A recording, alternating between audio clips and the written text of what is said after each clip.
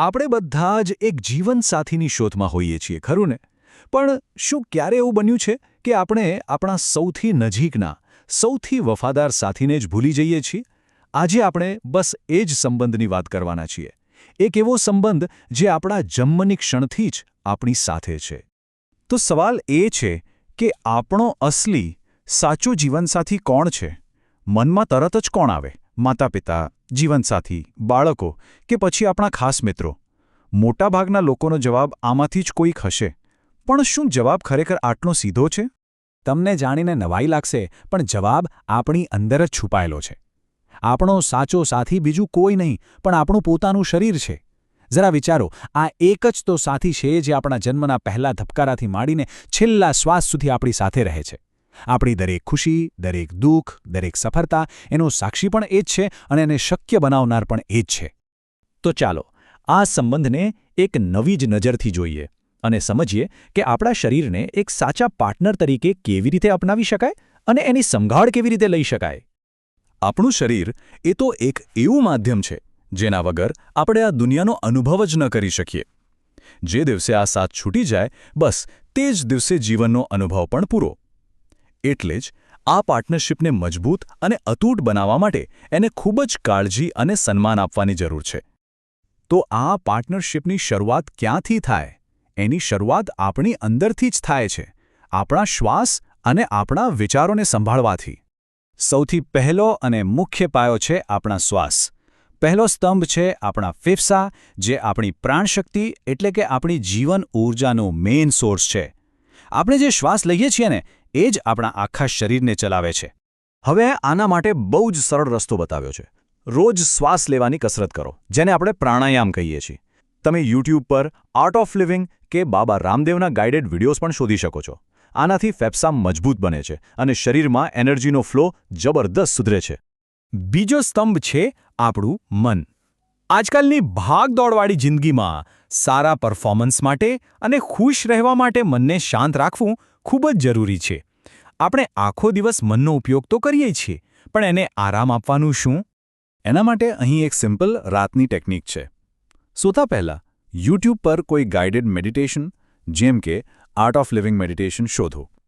Earphone લગાવીને બસ સૂચનાઓ follow કરો અને પછી ઇયરફોન કાઢીને શાંતિથી સૂઈ જાઓ. જ્યારે મન શાંત હોય ને, ત્યારે ઊંઘ એટલી સરસ આવે કે બીજો દિવસ એકદમ ફ્રેશ અને એનર્જેટિક જાય છે. ઓકે, તો શ્વાસ અને મન તો ઠીક. હવે વાત કરીએ પોષણની, કારણ કે આ પાર્ટનરશિપને ચાલુ રાખવા માટે આપણે એને કેવું ફ્યુઅલ એટલે કે ખોરાક આપીએ છીએ એ પણ એટલું જ અગત્યનું છે. ત્રીજો સ્તંભ છે આપણો આત્મા. અને આત્માનો પોષણ ક્યાંથી થાય? આપણા વિચારોથી. આપણા વિચારો મુખ્યત્વે બે પ્રકારના હોય છે, પોઝિટિવ અને નેગેટિવ. હવે આને ઓળખવાની એકદમ સિમ્પલ રીત છે.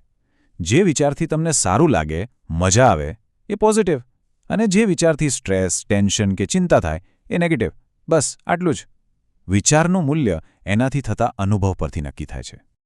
અને હવે ચોથો સ્તંભ, આપણું ભૌતિક શરીર.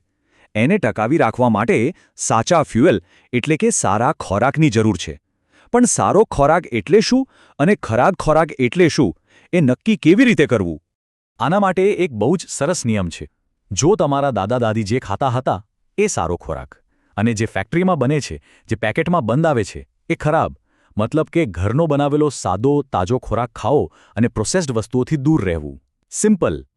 ચાલો હવે આપણે આપણા શરીરના એન્જિન અને એ આધ્યાત્મિક ફ્યુલ પર આવીએ જે બાકી બધી જ વસ્તુઓને કામ કરાવે છે.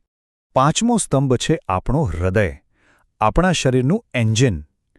આજના તણાવભર્યા માહોલમાં આ એન્જિનની સંભાળ લેવી એ આપણું રોજનું કામ હોવું જોઈએ, જેમાં કોઈ બાંધછોડ ન ચાલે.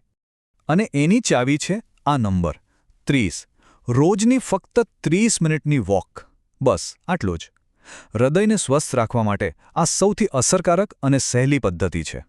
અને આ આપણને છઠ્ઠા અને છેલ્લા સ્તંભ પર લઈ આવે છે, જે આ ફિલોસોફી મુજબ બધામાં સૌથી વધારે નિર્ણાયક છે. અને આ છઠ્ઠો અને સૌથી અગત્યનો સ્તંભ છે આપણું કર્મ. અહીં કર્મ એટલે આપણા કામ અને આપણો બીજા સાથેનો વ્યવહાર. કહેવાય છે કે સારા કર્મ વગર આપણી બાકીની બધી જ મહેનત કદાચ અધૂરી રહી જાય. સારા કર્મનો અર્થ ખાલી સારું કામ કરવું એટલો જ નથી, પણ બીજા સાથે આદરથી વાત કરવી, સારો વ્યવહાર કરવો એ પણ છે.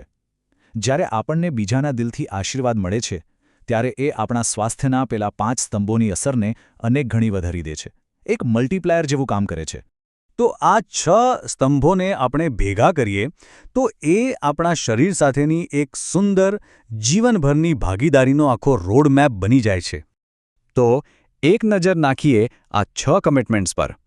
ફેફસા માટે પ્રાણાયામ, મન માટે ધ્યાન, આત્મા માટે પોઝિટિવ વિચારો, શરીર માટે ઘરનો શુદ્ધ ખોરાક, હૃદય માટે 30 મિનિટની વોક અને સૌથી ઉપર સારા કર્મ. આટલું કરવાથી આપણે આપણા સાચા જીવનસાથીનો સાથ લાંબા સમય સુધી માણી શકીએ છીએ. અને હા, આ અદ્ભુત વિચારને ફક્ત પોતાની પાસે ન રાખતા. આને બીજાઓ સાથે પણ શેર કરો, જેથી આપણે બધા આપણા સૌથી મહત્વપૂર્ણ સંબંધને વધુ સારી રીતે સમજી શકીએ. તો જતા પહેલા એક સવાલ. આજથી તમે તમારા સાચા જીવનસાથી એટલે કે તમારા શરીર માટે આમાંથી કઈ એક વસ્તુ કરવાનું શરૂ કરશો? જો આ વિશ્લેષણ ગમ્યું હોય તો તેને લાઇક કરો અને અમારી સાથે જોડાયેલા રહેવા માટે ચેનલને સબસ્ક્રાઇબ કરવાનું ભૂલતા નહીં.